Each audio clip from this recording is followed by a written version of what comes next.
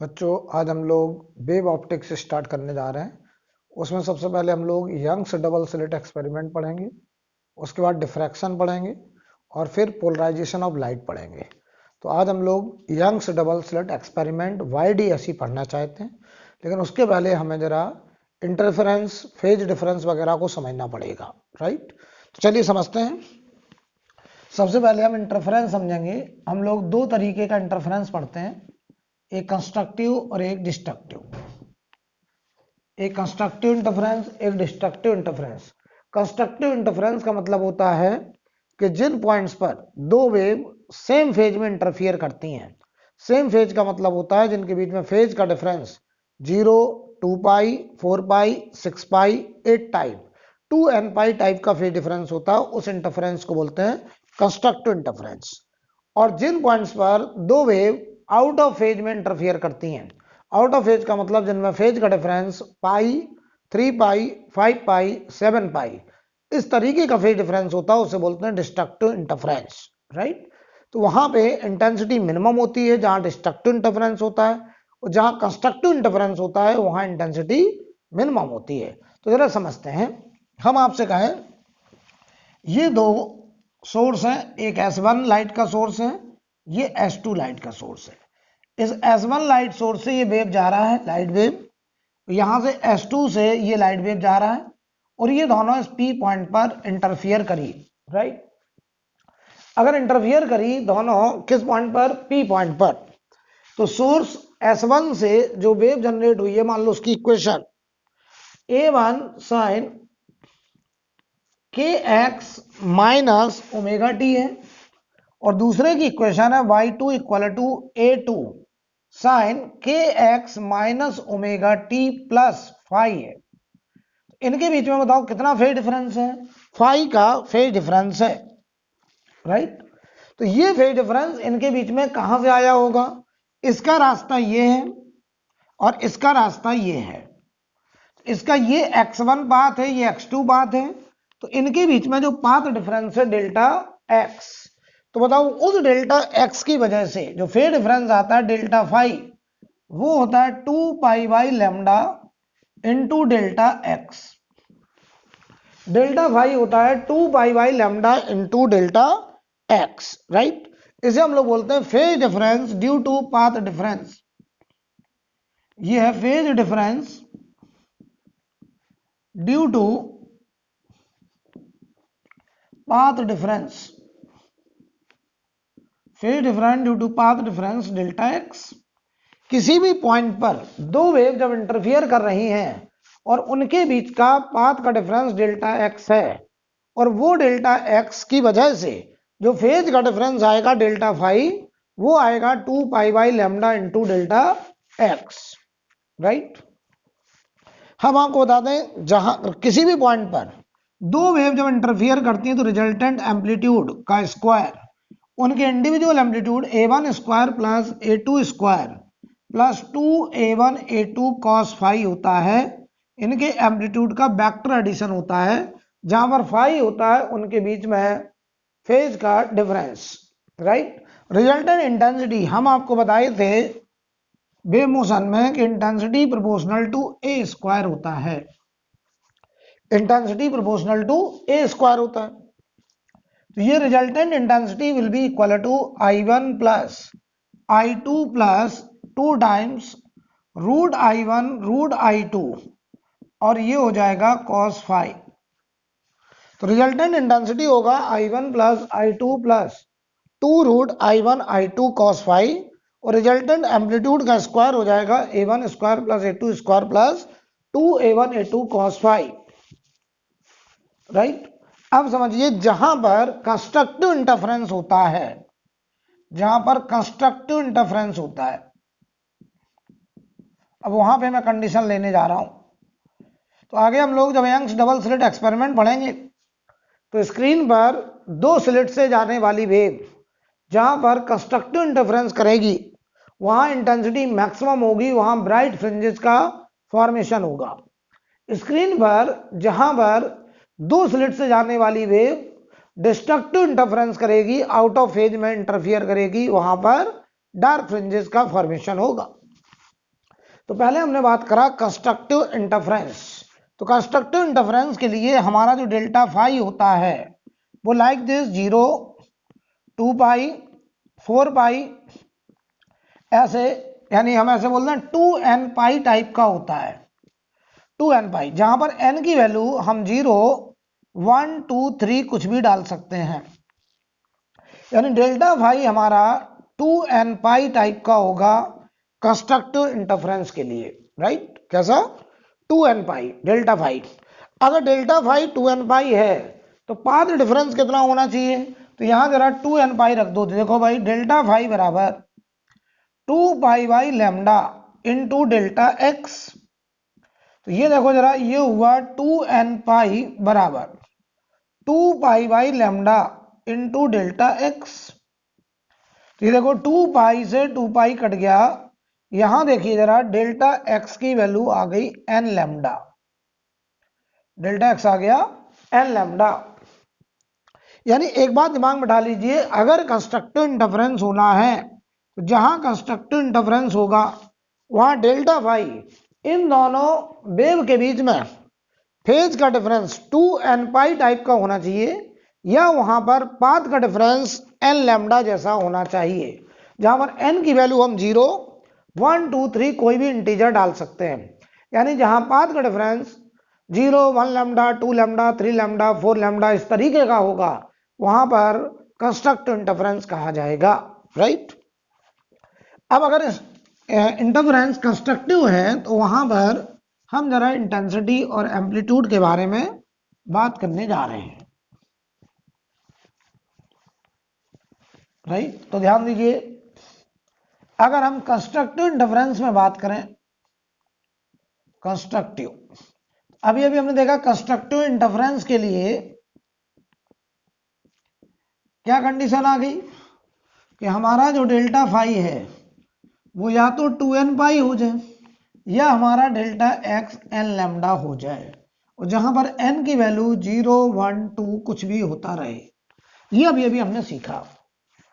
तो अब देखो, रिजल्टेंट एम्पलीट्यूड का स्क्वायर बराबर ये आएगा a1 square plus a2 square plus 2a1 a2 cos phi. और cos फाई में बताओ, n को जरा 0 रखो तो फाई 0, 2 पाई, 4 पाई कुछ भी रखो, तो ये cos 0 पर 1 होता है, cos 2 पाई पे भी 1 होता है, cos 4 पाई पे भी 1 होता है। तो ये बताओ वैल्यू 1 हो गई। तो ए रिजल्टेंट का स्क्वायर, रिजल्टेंट एम्पलीट्यूड का स्क्वायर, ये आ गया a1 प्लस a2 का स्क्वायर। इस केस में रिजल्टेंट एम्पलीट्यूड सबसे ज्यादा, मैक्सिमम कितना आया बेटा? a1 plus a2। किस केस में? जब इंटरफेरेंस कैसा है? कंस्ट्रक्टिव। तो कंस्ट्रक्टिव इंटरफेरेंस के लिए बताइए, फेज का डिफरेंस 2n पाई टाइप का होना चाहिए, पाथ का डिफरेंस n लैम्डा जैसा होना चाहिए, राइट?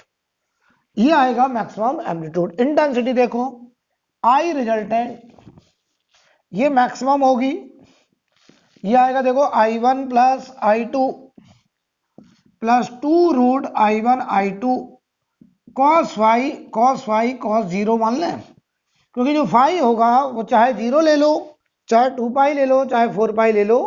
बताइए, तो cos 0 1 होता है। तो I resultant, maximum resultant intensity ये बन गया देखो root I1 plus root I2 का होल स्क्वायर। तो ये होगा resultant intensity maximum root I1 plus root I2 का स्क्वायर। अगर ऐसा हो जाए, मान लो ऐसा हो जाए, मान लो कि I1 I2 इंटेंसिटी बराबर हैं और I0 के बराबर हैं। अगर हम ऐसा कर लें कि दोनों सोर्स से जो वेव जनरेट हुई है उनकी इंटेंसिटी बराबर है, अगर इंटेंसिटी बराबर हमने मेंटेन करी है, तो ये रूट I0 2 रूट I0 का स्क्वायर। तो बताओ इस केस में I रिजल्टेंट मैक्सिमम कितना आ जाएगा? 4I0। तो आगे हम तुम्हें सिखाएंगे, जहां पर ब्राइट फ्रिंजेस बनती हैं यंग्स डबल स्लिट एक्सपेरिमेंट में, जहां ब्राइट फ्रिंजेस बनती हैं वहां पर मैक्सिमम इंटेंसिटी होता है 4I0, जहां पर इंडिविजुअल स्लिट से निकलने वाली वेव की जो हमारा लाइट वेव है उसका इंटेंसिटी आई नॉट होता है। तो resulting intensity at the position of constructive interference will be 4 I naught, right. और यहां पर हम बोलेंगे कौन सी फ्रिंजेस बनेंगी, ब्राइट फ्रिंजेस का फॉर्मेशन, यानी ब्राइट फ्रिंजेस जहां होंगी वहां पर इंटेंसिटी कितनी होगी, 4 I naught. I think clear, right. Note करिए इसे, फिर आगे बढ़ते हैं। अब हम बात करेंगे कि मान लीजिए जहां डिस्ट्रक्टिव इंटरफेरेंस होता,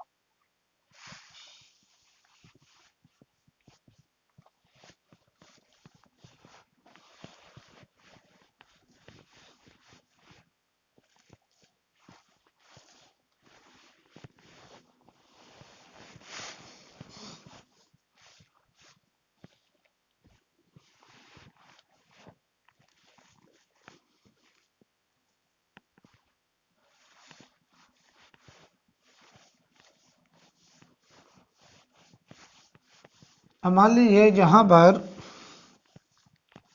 डिस्ट्रक्टिव इंटरफेरेंस होता, समझिएगा भाई, ठीक है। तो जहां डिस्ट्रक्टिव इंटरफेरेंस होता है उसकी क्या कंडीशन है पहले ये समझते हैं। ये है डिस्ट्रक्टिव इंटरफियरेंस।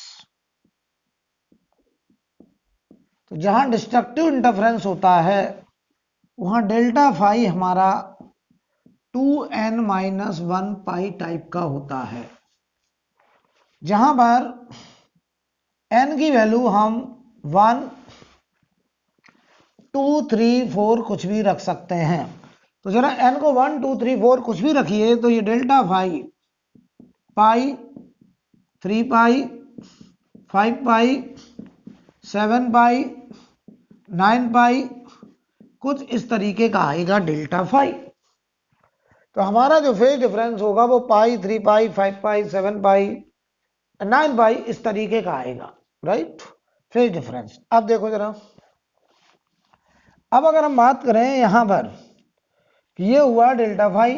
अब अगर हम बात करें कि डिस्ट्रक्टिव इंटरफेरेंस में पाथ डिफरेंस कितना होगा, तो डेल्टा फाई बराबर 2 पाई by lambda into delta x हमने सिखाया था।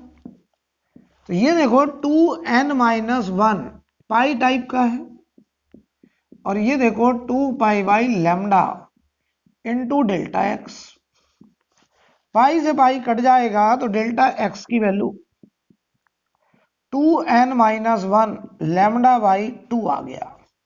ये आ गया पाथ डिफरेंस।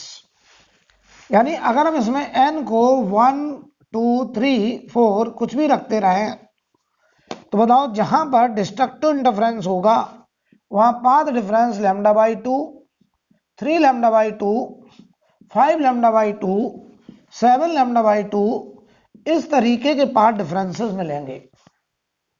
यानी दो वेव जहां पर डिस्ट्रक्टिव इंटरफियर करेंगी उनके रास्ते का डिफरेंस, पाथ का डिफरेंस, जो उन दोनों वेव ने पाथ फॉलो किया उसका difference lambda by 2, 3 lambda by 2, 5 lambda by 2, 7 lambda by 2, या ऐसे बोले 2n-1 लैम्डा बाई 2 टाइप का होगा। और फेज का डिफरेंस 2n-1 पाई टाइप का होगा। तो फेज डिफरेंस 2n-1 पाई मतलब पाई 3 पाई 5 पाई ऑड पाई जैसा, और path difference 2n-1 lambda by 2 type का, राइट, जहां पे lambda by 2, 3 lambda by 2, 5 lambda by 2 इस तरीके का।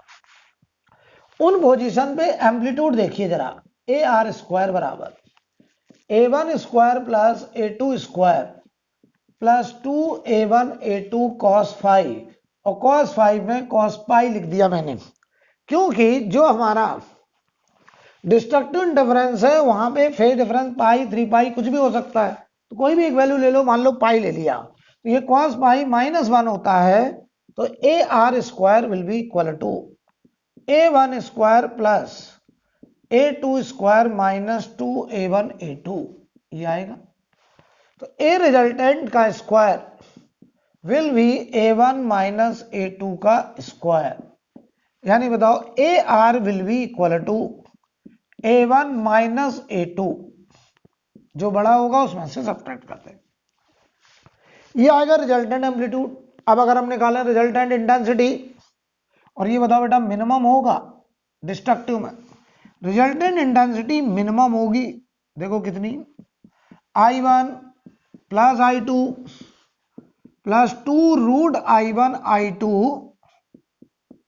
और ये हो जाएगा cos पाई, I1 plus I2 plus 2√I1I2 cos पाई की वैल्यू है -1, तो I रिजल्टेंट मिनिमम,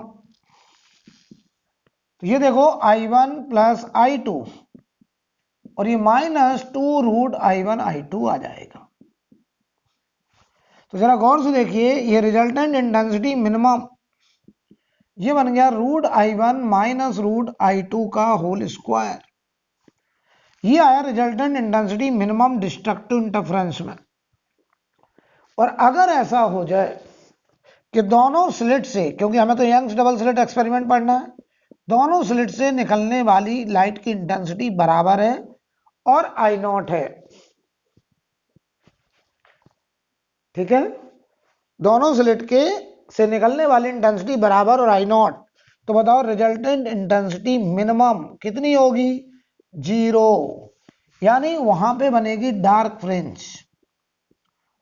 फ्रिंजेस, यानी जहां ब्राइट फ्रिंज बनती है वहां लाइट की इंटेंसिटी 4I0 देखी जाती है, और जहां डार्क फ्रिंज बनती है वहां इंटेंसिटी 0, मतलब वहां लाइट एकदम डिसअपियर हो जाती है, अंधेरा हो जाता है, तो उन्हें हम लोग बोलते हैं डार्क फ्रिंजेस। नोट करिए इतना।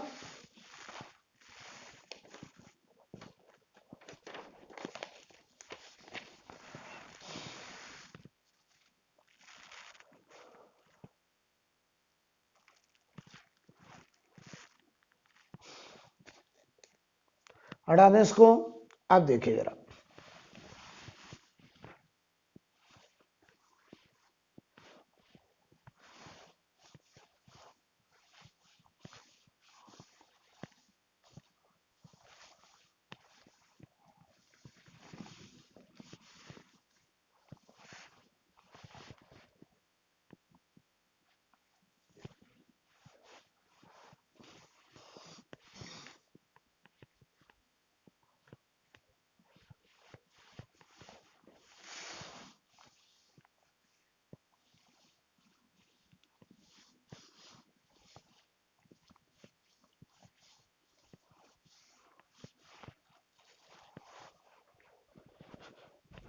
तो हेडिंग डालिए condition for stable interference pattern, condition for stable interference pattern.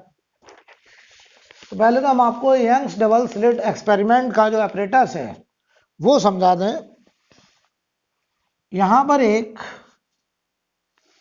Single slit है, ये कैसा सिंगल स्लिट, इससे मोनोक्रोमेटिक लाइट ऐसे पार करेगा, ये मोनोक्रोमेटिक लाइट है, मोनोक्रोमेटिक मतलब सिंगल कलर का लाइट है, सिंगल वेवलेंथ का लाइट है। आगे हम इसमें इसे कभी व्हाइट लाइट करेंगे, कभी बाइक्रोमेटिक, कभी ट्राइक्रोमेटिक, तो वो डिपेंड करेगा क्वेश्चन पे। तो अभी हम लोग मोनोक्रोमेटिक लाइट ले रहे हैं। इस सिंगल स्लिट से एकदम सिमेट्री में, ये लाइट का सोर्स है, एकदम सिमेट्री में हमने दो स्लिट बना रखे हैं, यानी जितना ऊपर उतना नीचे, ऐसे। ये एक स्लिट है S1 और ये एक स्लिट है S2, एक स्लिट है S1, एक स्लिट है S2, ठीक है। अच्छा, दोनों का ये जो विड्थ है, स्लिट का विड्थ, ये दोनों हमने बराबर रखे हैं ताकि यहां से जो लाइट जाए उस लाइट की इंटेंसिटी दोनों से बराबर बराबर निकले। अगर हम एक स्लिट का साइज बड़ा कर दें, चौड़ा कर दें थोड़ा, और ये वाला जो स्लिट है ये छोटा कर दें, पतला, तो इसमें से कम लाइट जाएगी, इसमें से ज्यादा लाइट जाएगी, तो फिर दोनों सोर्स से निकलने वाली लाइट की इंटेंसिटी अलग अलग हो जाएगी। हमारी कोशिश है कि दोनों से इंटेंसिटी बराबर जाए, तो ये पहली बात समझो कि इन दोनों स्लिट का जो साइज है, जो इसकी विड्थ है, वो बराबर होनी चाहिए, ठीक है। अब देखो, हमने यहां से लॉन्ग डिस्टेंस पे, कैसा लॉन्ग डिस्टेंस, ये d है, और ये जो दो स्लिट हैं इनके बीच का दूरी स्मॉल d है, ये d/2 है, और ये d/2 है, यानी S1 S2 के बीच का गैप स्मॉल d है, जैसे हम लोग बोलते हैं distance between the slit, distance between the slit, right. कोई प्रॉब्लम? अब समझिए जरा, यहां से जो लाइट गया ये सिंगल स्लिट था। अच्छा देखो, हमने इन दोनों का साइज बराबर रखा है ताकि लाइट की इंटेंसिटी, दोनों स्लिट से निकलने वाली लाइट की इंटेंसिटी बराबर हो। ये d जो है very very greater than small d, ये जो d है ये बहुत बड़ा है स्मॉल d से। क्यों? ये वाला जो d होता है स्मॉल d, ये होता है mm में, कि दो स्लिट के बीच का गैप 2 mm है, और कहते हैं स्लिट से स्क्रीन तक की दूरी 5 मीटर है।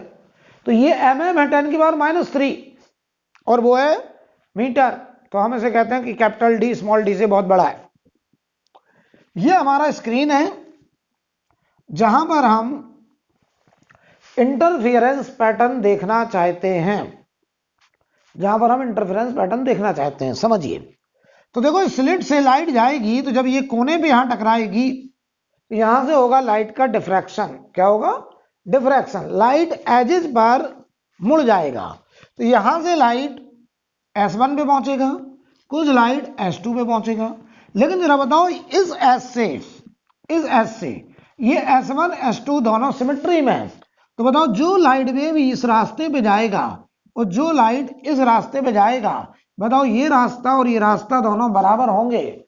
तो बताओ, इस लाइट सोर्स से जो लाइट एमिट हुई S1 पे पहुंची और S2 पे पहुंची, दोनों में कोई पाथ का डिफरेंस नहीं आया, क्योंकि ये पाथ और ये पाथ आइडेंटिकल हैं, बराबर हैं। अगर पाथ डिफरेंस नहीं आया तो इनके बीच में यहां कोई फेज डिफरेंस नहीं आया, इनके बीच में कोई फेज डिफरेंस भी नहीं आया। बात समझ में आ रही है?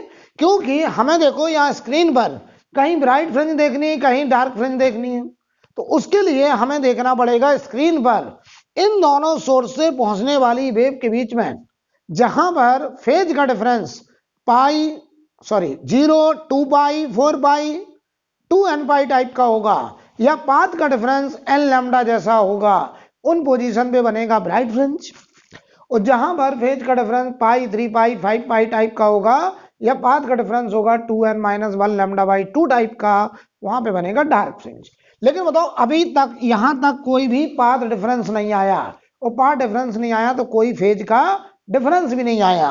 अब देखना जरा, अब ये दोनों स्लिट सेकेंडरी सोर्स की तरह काम करेंगे, लाइट सोर्स, और यहां से जो लाइट वेव आएगी, बताओ इस स्क्रीन के सेंटर पर, और यहां से जो लाइट वेव जाएगी स्क्रीन के सेंटर पे, तो बताओ ये वाला रास्ता और ये वाला रास्ता क्या बताओ एकदम बराबर है?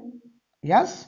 और अगर ये दोनों बराबर हैं तो बताओ यहां पे पहुंचने वाली लाइट वेव, जो यहां से लाइट चला, यहां रास्ता आइडेंटिकल, यहां रास्ता आइडेंटिकल, तो यहां बताओ पाथ डिफरेंस कितना? 0। और अगर पाथ डिफरेंस 0 तो फेज डिफरेंस हमने पढ़ाया था 2π/λ इंटू डेल्टा x,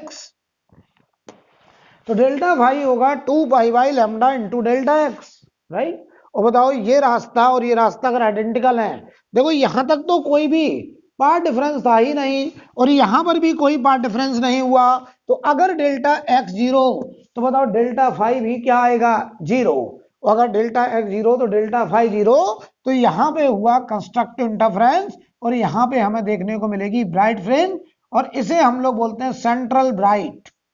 ये सेंटर था, तो इस ब्राइट को हमने B0 बोला, 0 ऑर्डर ब्राइट भी कहते हैं, इसलिए B0 लिख दिया, सेंट्रल ब्राइट फ्रिंज। बताओ यहां की इंटेंसिटी कितनी होगी? 4I0 मैक्सिमम ब्राइटनेस होगी। यानी एक बात तो तय हो गई, इस यंग डबल स्लिट एक्सपेरिमेंट में स्क्रीन का centre central bright 0 order bright बनने जा रहा है। अब देखो यहां से जो लाइट रे गई, मान लो हमने स्क्रीन पर यहां कोई पॉइंट पकड़ना है, P पॉइंट, ये एक वेव जा रही है, एक वेव इधर से जा रही है, यहां इंटरफियर करी P पॉइंट पर, तो हमें इसी पॉइंट P की पोजीशन निकालनी है कि कहां मैक्सिमा, कहां मिनिमा, कहां ब्राइट फ्रिंज, कहां डार्क फ्रिंज। मान लो स्क्रीन के सेंटर से बाई ऊपर है, ठीक, तो ये रास्ता S1P और एक ये रास्ता S2P, अब इन दोनों के बीच में आया पाथ का डिफरेंस और उस पाथ डिफरेंस से आएगा फेज डिफरेंस, और अगर वो फेज डिफरेंस 2n पाई टाइप का हुआ तो इस पॉइंट पी पर बनेगी ब्राइट फ्रिंजेस, और अगर ये 2n-1 पाई टाइप का हुआ तो यहां बनेगी डार्क फ्रिंजेस। आई थिंक क्लियर। तो सुनिए अब ध्यान से, अब ये रास्ता और ये रास्ता, बताइए इनके बीच में पाथ डिफरेंस आ रहा है। अब वो पाथ डिफरेंस कैसे निकाला जाएगा वो अभी मैं सब सिखाऊंगा, लेकिन पहले हेडिंग डालिए condition for stable interference pattern.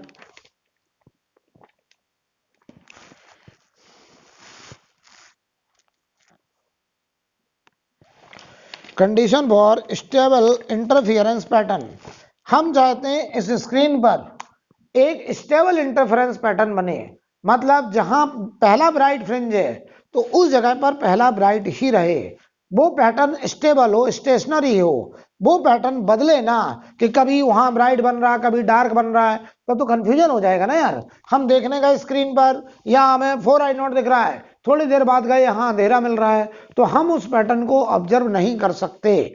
हम उस पैटर्न को रीड कर सकते हैं जहां स्क्रीन पर किसी पर्टिकुलर जगह पर इंटेंसिटी टाइम के साथ चेंज ना हो, राइट। तो लिखिए condition for stable interference pattern में पहला कंडीशन लिखें कोहेरेंट सोर्सेस। तो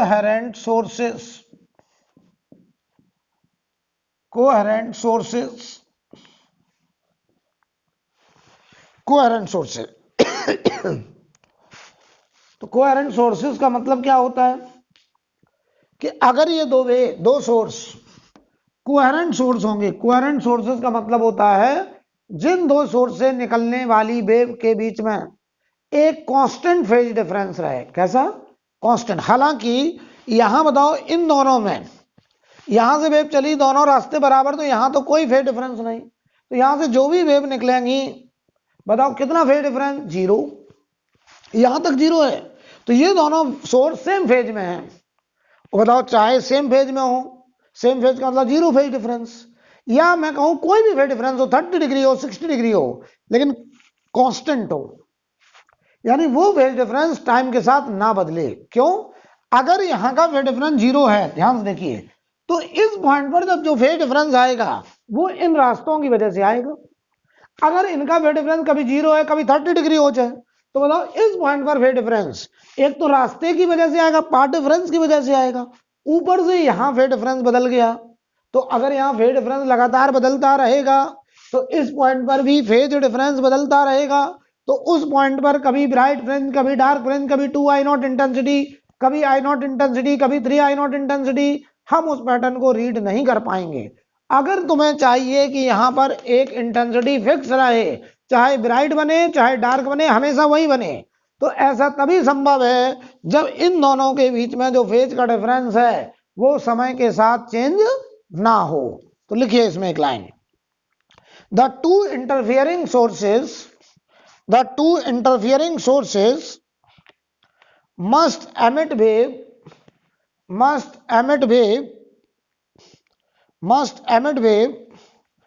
having a constant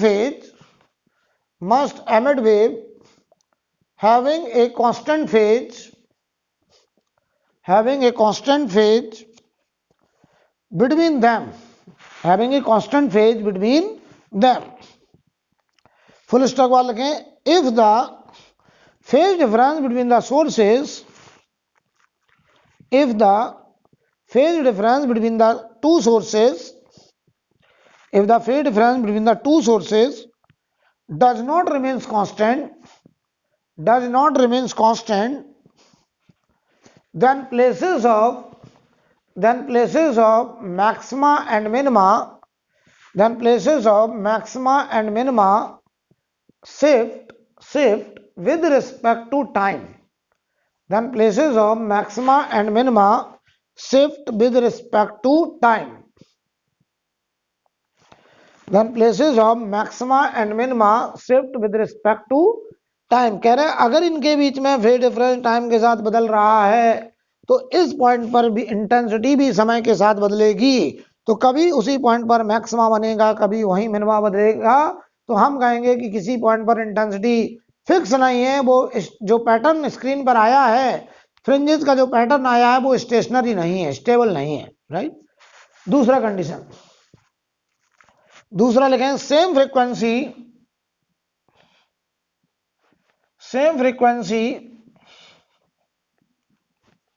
और wavelength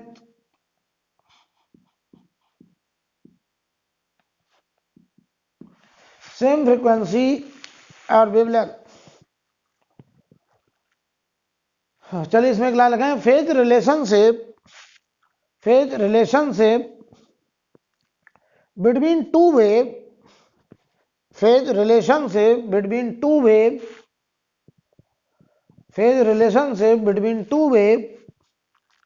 can be kept constant only when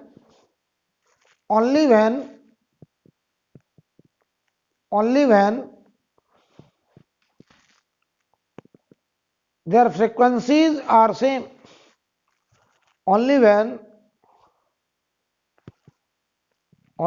their frequencies are same only when their frequencies are same। ठीक है,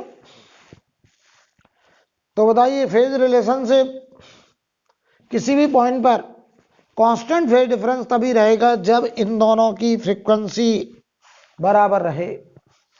तीसरा लिखें इक्वलिटी ऑफ एम्पलीट्यूड,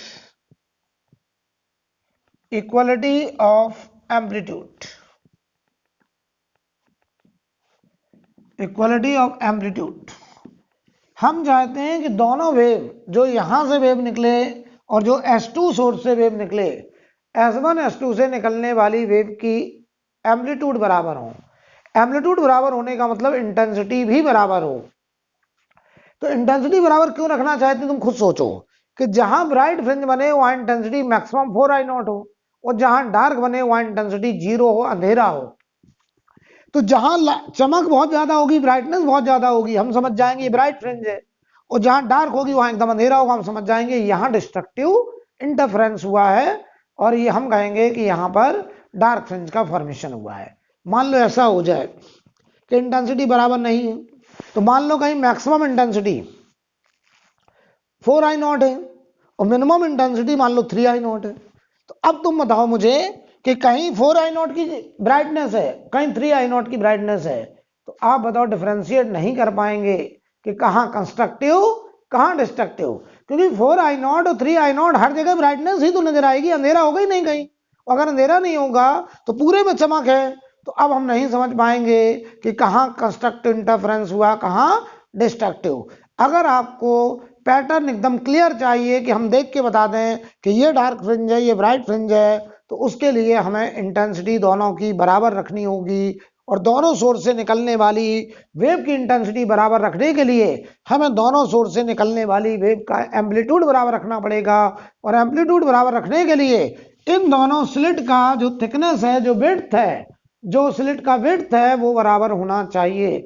अगर तुमने एक स्लिट का विड्थ ज्यादा रखा, एक का कम रखा, तो एक से ज्यादा लाइट जाएगी, ज्यादा इंटेंसिटी होगी लाइट की, ज्यादा एम्पलीट्यूड होगा लाइट का, फिर हमें स्क्रीन पर जो पैटर्न मिलेगा वो बहुत ही बढ़िया पैटर्न नहीं मिलेगा, जिसे हम देख करके नहीं बता पाएंगे कि कहाँ कंस्ट्रक्टिव इंटरफेरेंस हुआ है, कहाँ destructive.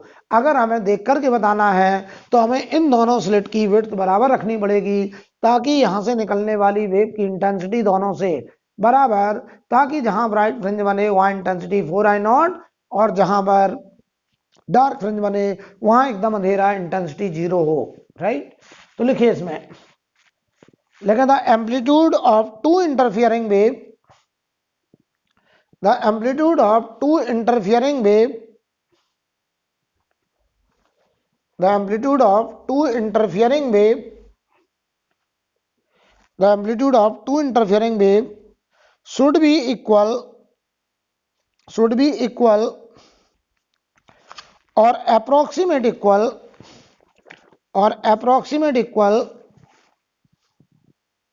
otherwise the difference between Otherwise, the difference between intensity of maxima and minima, otherwise the difference between intensity of maxima and minima will be too small, will be too small, will be too small, and contrast will be poor, and contrast will be poor, and contrast will be poor, and contrast will be poor.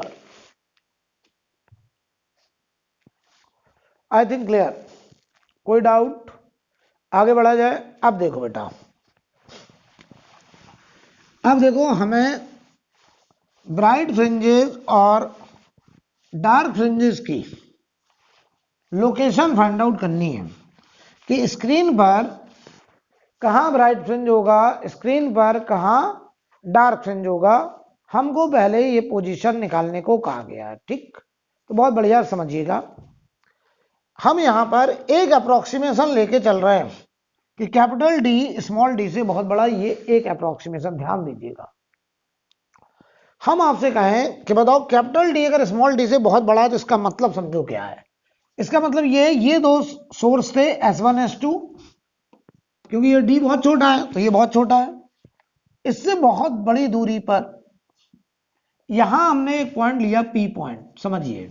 तो हम इस S1 और ये S2, S1 से इस point P को join कर दें और S2 को इस पॉइंट P से ज्वाइन कर दें। तो जरा बताओ ये दोनों लाइन क्या लगभग पैरेलल हैं? अगर ये D बहुत बड़ा है, ये D बहुत बड़ा है इस स्मॉल d से,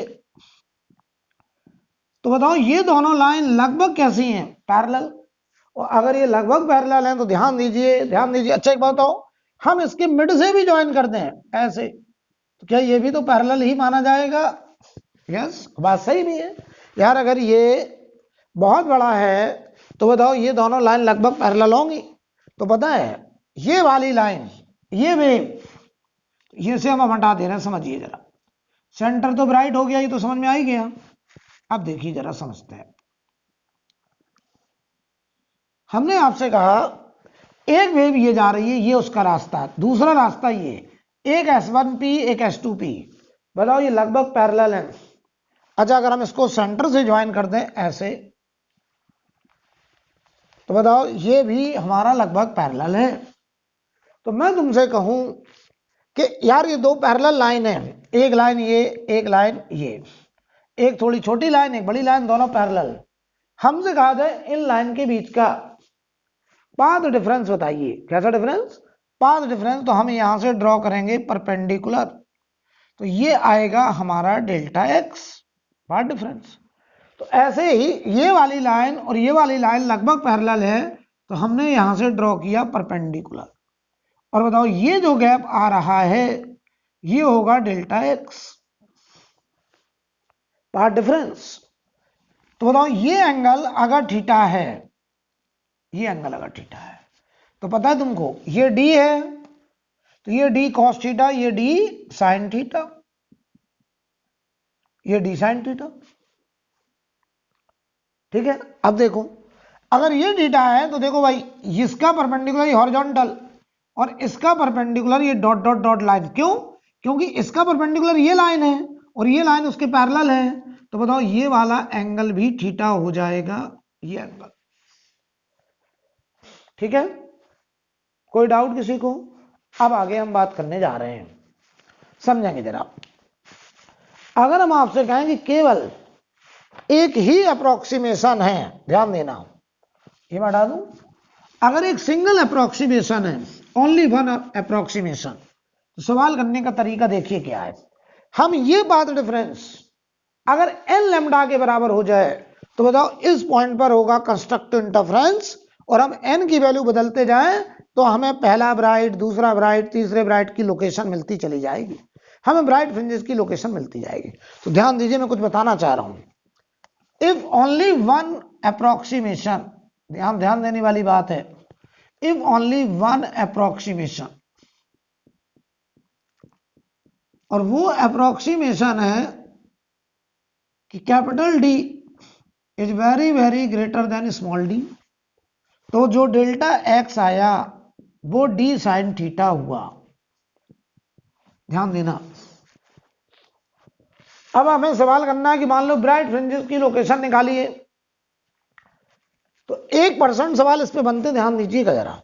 तो हम आपसे कहें तो हम क्या करेंगे, फॉर ब्राइट फ्रिंजेस, अभी सवाल भी कराएंगे तो आपको बात क्लियर होगी। For bright fringes this delta X should be equal to N lambda. तो हम कहेंगे ये D sine theta N lambda के बराबर हो जाए। हम एन की वैल्यू कभी 0 रखेंगे सेंट्रल ब्राइट, 1 रखेंगे फर्स्ट ब्राइट, 2 रखेंगे सेकंड ब्राइट, ऐसे यहां से हम निकाल लेंगे थीटा। ध्यान देना, यहां से निकाल लिया हमने थीटा। अब हमने आपसे कहा कि अगर ऐसा हो जाए, ये थीटा आ गया। हमने आपसे कहा कि मान लीजिए हमको ये y निकालना है, क्या y। तो इस ट्रायंगल में जरा tan थीटा लगाओ, ये वाला ट्रायंगल, ये डॉट डॉट डॉट लाइन, ये y और ये कैपिटल D। तो बताओ यहां से थीटा आ जाएगा, tan थीटा बराबर हम लगा देंगे y by D capital D, और थीटा यहां से आ जाएगा, और थीटा यहां रख करके हम निकाल लेंगे y, और ये y होगी पोजीशन ऑफ ब्राइट फ्रिंजेस। अभी न्यूमेरिकल करेंगे तब आपको बात क्लियर होगी। पोजीशन ऑफ ब्राइट फ्रिंजेस, यहां से ब्राइट फ्रिंजेस की लोकेशन आ जाएगी। अगर केवल एक अप्रोक्सीमेशन है कि कैपिटल डी स्मॉल डी से बहुत बड़ा है, तो delta x D sine theta होगा। और हम यहां अगर ब्राइट फ्रिंजेस खोज रहे हैं तो डेल्टा एक्स को एन लैम्डा के बराबर कर देंगे, वहां से थीटा आ जाएगा। मान लो हमें पहला ब्राइट खोजना है तो 1 लैम्डा के बराबर, अगर हमें 0 ब्राइट खोजना तो 0 लैम्डा के बराबर, वहां से थीटा आ जाएगा, थीटा यहां रखेंगे, वाई आ जाएगा, position of bright fringes. Similarly अगर डार्क फ्रिंजेस खोजना होगा, अगर हमें डार्क फ्रिंजेस खोजना होगा, फॉर डार्क फ्रिंजेस देखिएगा जरा, तो हम इसी डी साइन थीटा को, ये path difference 2n-1 lambda by 2 के बराबर कर देंगे। किसके बराबर कर देंगे, 2n-1 लैम्डा बाई 2 के बराबर कर देंगे। यहां से हम थीटा निकाल लेंगे। यार n हम 1 2 3 कुछ भी रखते रहेंगे, अगर पहला डार्क खोजना तो 1 2 3 ऐसे रखते रहेंगे, ये थर्ड डार्क के लिए थीटा आ जाएगा। और फिर बताओ tan थीटा बराबर y बाई डी लगा करके यहां से हम लोग गेट y, और ये position of dark fringes, position of dark fringes निकल आएगा। ये डार्क फ्रिंजेस की लोकेशन आ जाएगी। आई थिंक क्लियर। तो ये एक अप्रोक्सीमेशन की बात है। अब देखिए जरा, अब देखो भाई, यहीं पे लिखने जा रहा हूं मैं, या इसको हटा दें, इतना पहले नोट करिए। ये एक तरीका है जब केवल एक अप्रोक्सीमेशन है कि कैपिटल डी स्मॉल डी से बहुत बड़ा है, यानी स्लिट से स्क्रीन तक की दूरी बहुत बड़ी है, स्लिट के बीच का गैप बहुत छोटा है। अब अगर दो अप्रोक्सीमेशन हो जाए, ध्यान दीजिएगा जरा, हटा दें। अब देखिए, 1% सवाल इस पे बनते हैं, इस कॉन्सेप्ट पे, और 99% क्वेश्चन दूसरे कॉन्सेप्ट बनते जो मैं कराने जा रहा हूं। ठीक, 1% सवाल इस पे भी आता है, जान लेना।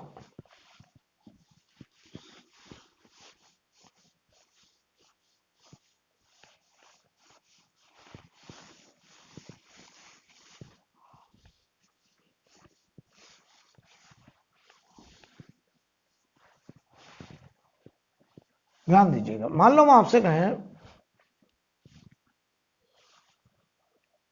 if there are two approximation, अगर दो अप्रोक्सीमेशन है क्वेश्चन में, और ये हम देख के समझ जाएंगे टू अप्रोक्सीमेशन कैसे। एक तो कैपिटल डी स्मॉल डी से बहुत बड़ा है, कैपिटल डी स्मॉल डी से बहुत बड़ा है, मतलब ये मीटर में है और ये mm में है। फिर दूसरा, स्मॉल डी लैम्डा से बहुत बड़ा है। लैम्डा लाइट का है एंगस्ट्रॉम में, नैनोमीटर में, और ये डी है एमएम में, तो बहुत बड़ा हो गया। डी एमएम में है, लैम्डा एंगस्ट्रॉम में। पिछला जो केस किया था उसमें लैम्डा और डी कंपेरेबल थे, उसमें लैम्डा और डी में छोटा बड़ा नहीं था। ये भी लैम्डा नैनोमीटर में था, ये लैम्डा एमएम में था, और ये डी भी एमएम में था पिछले केस में। अब क्या है, ये है हमारा नैनोमीटर या एंगस्ट्रॉम और ये है हमारा एमएम, तो बहुत डिफरेंस है, एमएम बहुत बड़ा है। तो बताइए हम यहां पर अब देखो क्या बोलेंगे। एक तो डेल्टा एक्स, देखो इस अप्रोक्सीमेशन से डेल्टा एक्स बराबर क्या आया, डी साइन थीटा। इस अप्रोक्सीमेशन से delta x D sine theta निकला, क्योंकि हमने इन दोनों लाइन को लगभग पैरेलल मान लिया। अब दूसरा देखिए, अगर डी लैम्डा से बहुत बड़ा है तो बताओ कंस्ट्रक्टिव इंटरफेरेंस के लिए अगर हम इसी डेल्टा एक्स को, ध्यान देना, फॉर कंस्ट्रक्टिव इंटरफेरेंस अगर हम इसी डेल्टा एक्स को एन लैम्डा के बराबर करें, एन की वैल्यू 1 2 3 4 10 ऐसे नंबर होगा, और ये बताओ डी साइन थीटा बराबर एन लैम्डा, तो बताओ साइन थीटा की value N lambda by D आएगा,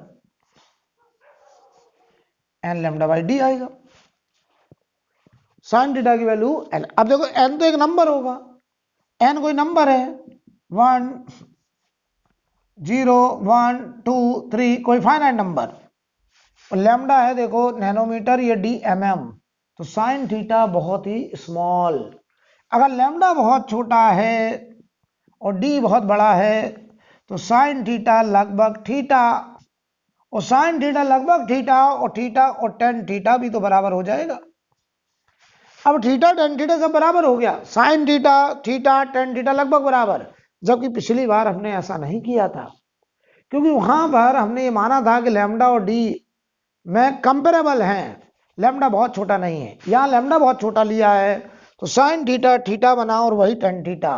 तो अब देखो ध्यान से, अब हमें अगर ब्राइट फ्रिंजेस की पोजीशन निकालनी है तो यहां देखो जरा, इस ट्रायंगल में टेन थीटा की वैल्यू, टेन थीटा किसके बराबर, वाई बाई डी के बराबर। तो ध्यान दो, तो अब हम ये लिख सकते हैं कि जो डेल्टा एक्स था वो डी साइन थीटा था, अब वही हमारा डी टेन थीटा बन गया, बोलो भाई, और या इसी को हम लिखते हैं डी और टेन थीटा इस ट्रायंगल में देखो y अपॉन कैपिटल डी बन गया। तो delta X is equal to D Y Y capital D, जहां पे डी स्लिट के बीच का गैप और डी बताओ स्क्रीन से स्लिट के बीच की दूरी। ऐसा लिखना तभी संभव है जब दो अप्रोक्सीमेशन, एक तो कैपिटल डी स्मॉल डी से बड़ा और एक लैम्डा स्मॉल डी से बहुत छोटा, तभी लिख पाएंगे, राइट। नोट करिए इतना, फिर हम आगे बढ़ें।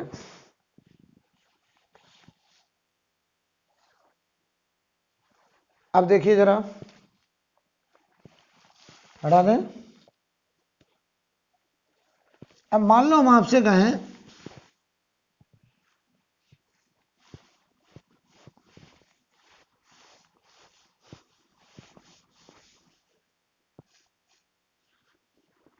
कि जो डेल्टा एक्स आया वो डी वाई बाई डी आ गया।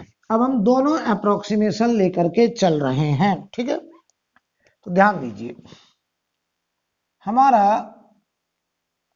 जो डेल्टा एक्स आया था डी साइन थीटा, इसको हमने डी टेन थीटा लिखा, और ये बताओ डी वाई बाई डी हो गया, ठीक है।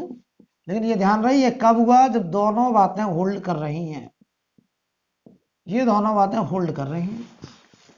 अब अगर हम ब्राइट फ्रिंजेस की बात करें कि स्क्रीन पर ब्राइट फ्रिंजेस कहां बनेगा, तो देखो कितना आसान हो गया, यही डेल्टा एक्स एन लैम्डा के बराबर होना चाहिए, जहां पर एन कभी हम 0 रखेंगे, कभी 1 रखेंगे, 2 कुछ भी रखते रहे, और ये बताओ कंस्ट्रक्टिव इंटरफेरेंस की लोकेशन होगी जहां पर इन दोनों सोर्स S1 S2 से जाने वाली वेव कंस्ट्रक्टिवली इंटरफियर करेगी, यानी इस सोर्स से जाने वाली वेव और इस सोर्स से जाने वाली वेव जहां कंस्ट्रक्टिव इंटरफियर करेगी, बताओ वहां पर हम कहेंगे ब्राइट फ्रिंज बनेगी और डेल्टा एक्स बराबर एन लैम्डा हो जाएगा, डेल्टा एक्स बराबर एन लैम्डा।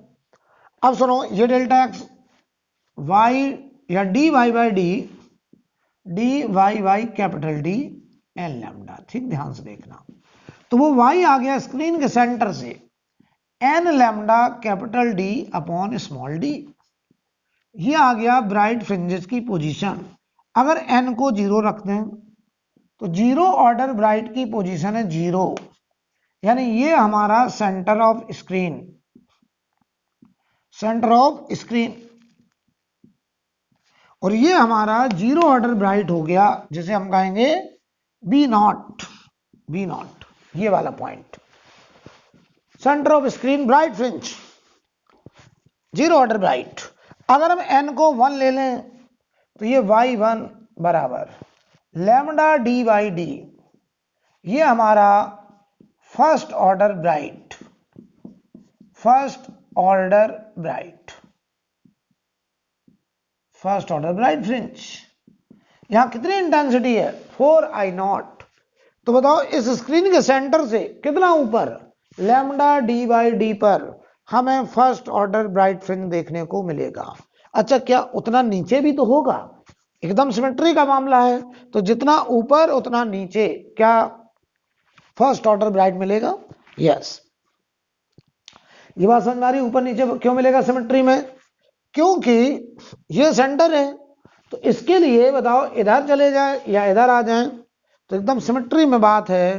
तो सेंटर पे 0 ऑर्डर ब्राइट, इधर फर्स्ट ब्राइट, इधर फर्स्ट ब्राइट, तो सेंटर से first bright lambda D by D ऊपर और लैम्डा डी बाई डी नीचे, दोनों तरफ हो रही ऊपर नीचे।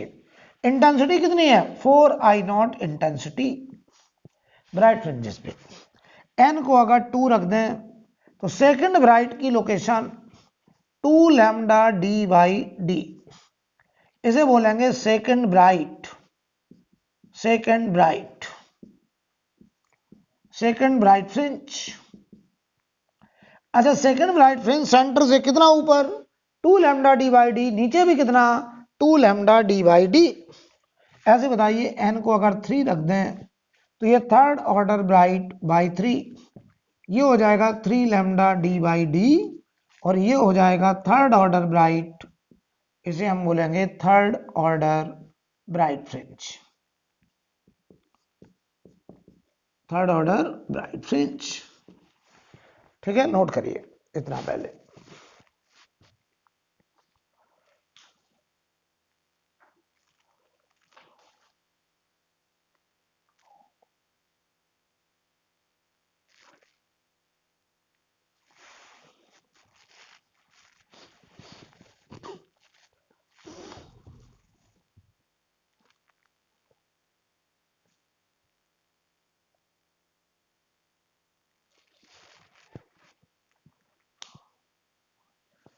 कोई प्रॉब्लम?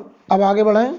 अब देखिए जरा, अब हम लोग अगर डार्क फ्रिंजेस के लिए बात करें, अब अगर मैं डार्क फ्रिंजेस के लिए बात करूं तो समझिएगा जरा। अच्छा, स्क्रीन के सेंटर से ऊपर नीचे एकदम आइडेंटिकल पैटर्न होगा, एकदम आइडेंटिकल पैटर्न होगा। ध्यान दीजिए, डार्क फ्रिंजेस के लिए कौन सा इंटरफेरेंस होगा? डिस्ट्रक्टिव। और डिस्ट्रक्टिव इंटरफेरेंस जहां होगा वहां रिजल्टेंट इंटेंसिटी मिनिमम 0, यानी वहां ब्राइटनेस होगी ही नहीं, अंधेरा होगा, तभी तो डार्क फ्रिंज कह रहे हैं। इसके लिए बताओ वही डेल्टा एक्स याद करो 2n-1 लैम्डा बाई 2 टाइप का, अभी अभी निकाला था,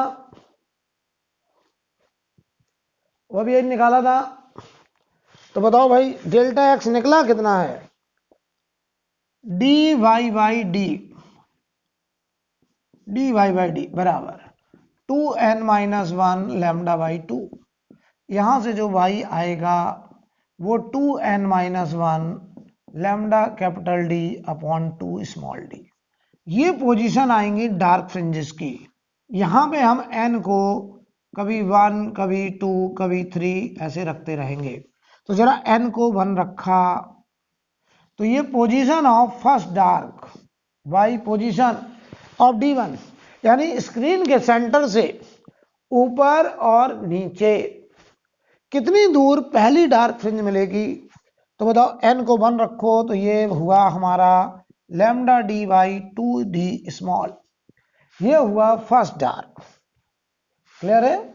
अगर n को 2 रखें तो सेकंड डार्क फ्रिंज की पोजीशन, तो ये हुआ 3/2 लैम्डा डी बाई डी।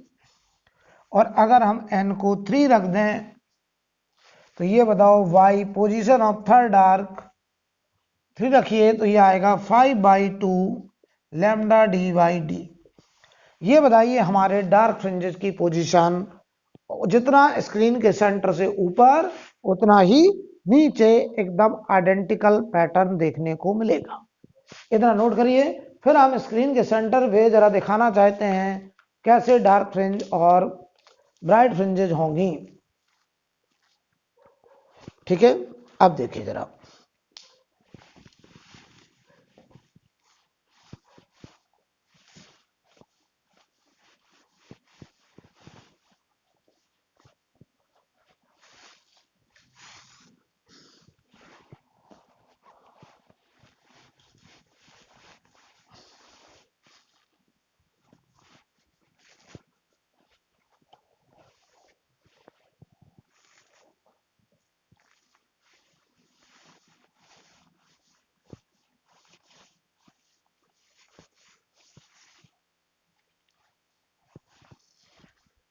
समझना भाई, ठीक है। तो अब हम स्क्रीन के सेंटर पर, ये मान लो स्क्रीन का सेंटर ये स्क्रीन है, ठीक।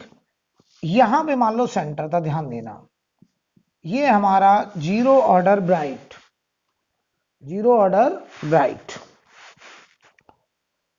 यहां पे एक तो हम पोजीशन लिख रहे हैं y इक्वल टू 0, इंटेंसिटी होगी 0, पाथ डिफरेंस होगा 0, और इस पोजीशन पे पहुंचने वाली वेव के बीच में फेज डिफरेंस भी होगा 0। बहुत अच्छे समझ लीजिए। ये मान लो स्क्रीन का सेंटर है। हम आपको कुछ बताना चाहते हैं, या एक काम करें और थोड़ा नीचे लिख दें ताकि बढ़िया से समझा पाए। मान लो ये स्क्रीन का सेंटर है B0, तो ये पोजीशन है y इक्वल टू 0, यहां पर इंटेंसिटी है 4I0, और यहां पर डेल्टा फाई है 0, सॉरी डेल्टा x, यहां पहुंचने वाली दोनों वेव के बीच में पाथ डिफरेंस 0, फेज डिफरेंस भी कितना है 0। ठीक है, एक एक बात समझना।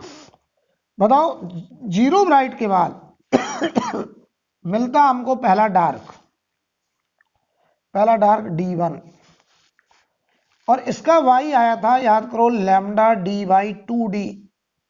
देख लो यार, लैम्डा डी बाई 2d। और यहां इंटेंसिटी थी, बताओ 0, यहां डेल्टा x था, याद करो, लैम्डा बाई 2, और बताओ यहां डेल्टा फाई था पाई। जहां डिस्ट्रक्टिव डिफरेंस होता है वहां डेल्टा फाई पाई, 3 पाई, 5 पाई ऐसा होता है। Path difference lambda by 2, 3 lambda by 2, 5 lambda by 2 type का होता है। अब आओ, इसके बाद आया पहला ब्राइट, फर्स्ट ब्राइट, इसकी पोजीशन है लैम्डा डी बाई डी। तो 0 ब्राइट और फर्स्ट ब्राइट के बीच में पहला डार्क है, ये ध्यान दीजिएगा। 0 ब्राइट और फर्स्ट ब्राइट के मिड में है पहला डार्क। इंटेंसिटी हो गई फिर से 4I0, डेल्टा x हो गया लैम्डा के बराबर, क्योंकि याद करो जहां कंस्ट्रक्टिव इंटरफेरेंस होता है वहां पे पाथ डिफरेंस n लैम्डा होता है, 0 लैम्डा, 2 लैम्डा, 3 लैम्डा, 4 लैम्डा, इस तरीके का। वहां फेज डिफरेंस 0 2 पाई, तो 0 हो चुका है, तो अगला 2 पाई, ये 2 पाई। इसके बाद आएगा हमारा दूसरा डार्क, और इसकी पोजीशन होगी 3/2 lambda D by D, 3/2 lambda D by D. Clear है?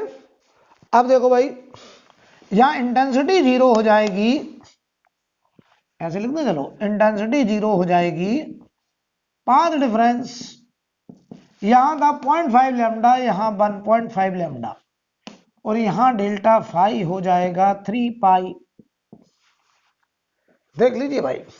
इसके बाद आएगा सेकंड ब्राइट, इसकी पोजीशन होगी 2 lambda D by D, intensity फिर से 4 आई नॉट, डेल्टा एक्स हो जाएगा 2 लैम्डा, और यहां पे आ जाएगा फेज डिफरेंस 0 2 पाई 4 पाई, और यही पैटर्न चलता रहेगा, और एकदम आइडेंटिकल नीचे होगा। बोलो भाई। तो ये याद रखिएगा, सेकंड डार्क किन दो के बीच में आएगा? फर्स्ट ब्राइट और सेकंड ब्राइट के बीच में, राइट?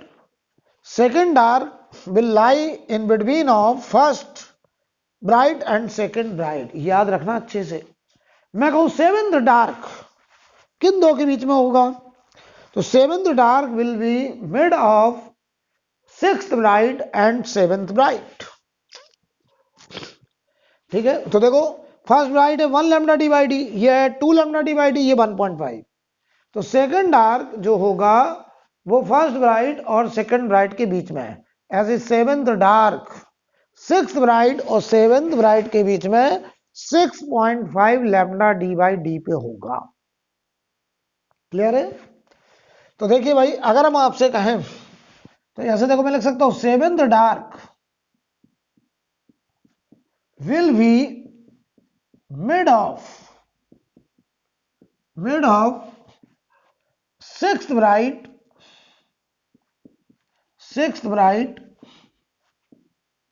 and seventh bright। बोलो भाई। और सिक्स ब्राइट की जो पोजीशन होती थी वो 6 लैम्डा डी बाई डी, और सेवेंथ ब्राइट की जो पोजीशन होती थी वो 7 लैम्डा डी बाई डी। तो बताओ, सेवेंथ डार्क वाई डार्क 7, तो ये इन दोनों का mid 6.5 lambda D by D, ये होगी सेवेंथ डार्क की position from centre of screen. तो हम तुरंत पकड़ लेंगे कि कहां कौन सी फ्रिंज बन रही होगी। आई थिंक क्लियर, राइट? सच्चाई पता क्या है? स्क्रीन पर ऐसा होता है, अगर ये स्क्रीन है तो ये देखिए जरा, ये हमारा सेंट्रल ब्राइट, इसके बाद फर्स्ट डार्क, या ऊपर भी फर्स्ट डार्क, फिर ये फर्स्ट ब्राइट, यहां फर्स्ट ब्राइट मैं लिखता चलूं, ये B0, ये B1, ये B1, ये D1, ये D1। इसके बाद आया D2 ऐसे, इसके बाद आया D2 ऐसे, ये D2, ये D2। इसके बाद आया ऊपर, स्क्रीन को आगे बढ़ा रहे हैं ऐसे, इसके बाद आया हमारा B2 सेकंड ब्राइट, इसको और नीचे आगे बढ़ा दे रहे हैं, यहां नीचे आया सेकंड ब्राइट। ये पैटर्न चलता है। तो ये सेकंड ब्राइट, ये sorry central bright, first dark, first bright, second dark, second bright, ऐसे नीचे first dark, first bright, second dark, second bright, second dark is the mid of first bright and second bright. Clear है? ऐसे ऊपर भी चलता रहेगा। अच्छा देखो, यहां इंटेंसिटी कितनी? 4I0, यहां इंटेंसिटी कितनी? 0, यहां कितनी? 0, फिर यहां कितनी? 4I0, यहां कितनी? 4I0। तो बताओ 4I0 से ये इंटेंसिटी डायरेक्ट 0 हुई या धीरे धीरे घटी होगी, धीरे धीरे। तो यहाँ 4I0 के बाद यहाँ पे देखो ये इंटरफेरेंस कंस्ट्रक्टिव है, ये इंटरफेरेंस डिस्ट्रक्टिव है। बीच में भी इंटरफेरेंस हुए हैं लेकिन उनके कोई स्पेशल नाम नहीं है। ऐसा भी इंटरफेरेंस हुआ होगा जहां इंटेंसिटी 3I0 होगी, 2I0 होगी, I0 होगी, तब 0 हुई। यानी इंटेंसिटी 4I0 से 0 ग्रेजुअली डिक्रीज करी होगी। यानी बीच में यहां इनफाइनाइट टाइप के इंटरफेरेंस हुए होंगे। कहीं इंटेंसिटी 3.5I0 भी होगी, कहीं इंटेंसिटी 3.1I0 भी होगी, तब वो घटते घटते 0 तक पहुंची होगी। और यहां से यहां तक की दूरी है लैम्डा डी बाई 2d। अब समझो, तो हम इसको चाहें तो ऐसे दिखा दें, जरा इसको चाहें तो हम ऐसे दिखा दें, ये हटा दें बेटा, ये हो गया। अब देखिए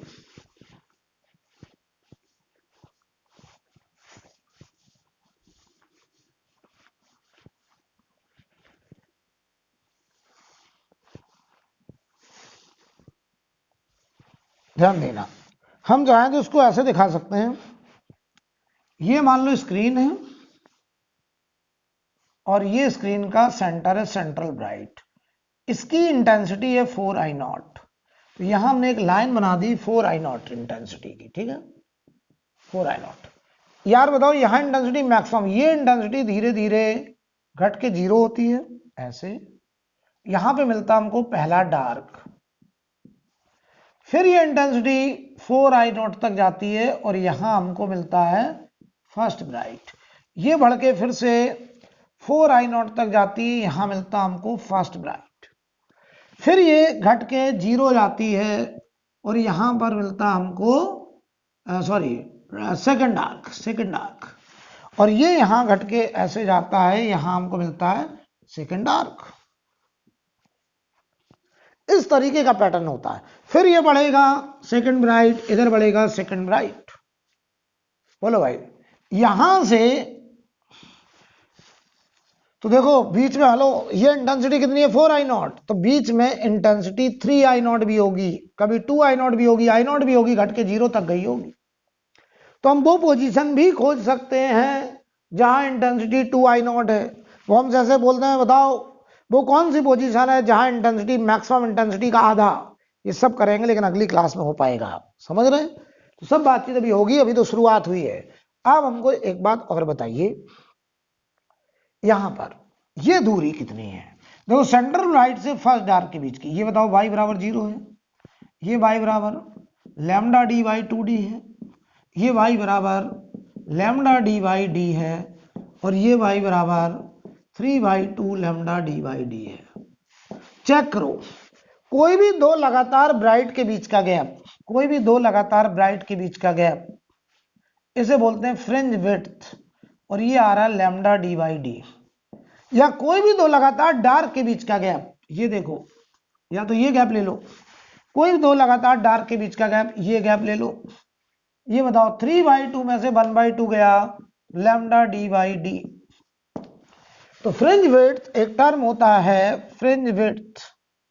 तो कोई तुमसे कहे फ्रिंज विड्थ क्या है, तो आप कहोगे difference between two consecutive bright fringes और gap between two consecutive dark fringes.